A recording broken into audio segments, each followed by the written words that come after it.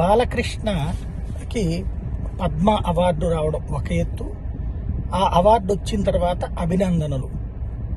సరే, వైఎస్ఆర్ కాంగ్రెస్ పార్టీ వాళ్ళేమో ఇదివరకు భారతరత్ననే తిట్టిపోసాడు, ఆయన ఏ అవార్డు రానప్పుడు తిట్టిపోసాడు, ఎట్లా ఇచ్చారో తెలియదు అనేది అది వాళ్ళ వెర్షన్, వాళ్ళది సహజంగా ఉంటుంది. పాప వాళ్ళ భాష ఏమో అసలు అదే బాలకృష్ణ ఫ్యాన్స్ అసోసియేషన్కి ఒకప్పుడు అధ్యక్షుడు కడప జిల్లాకి.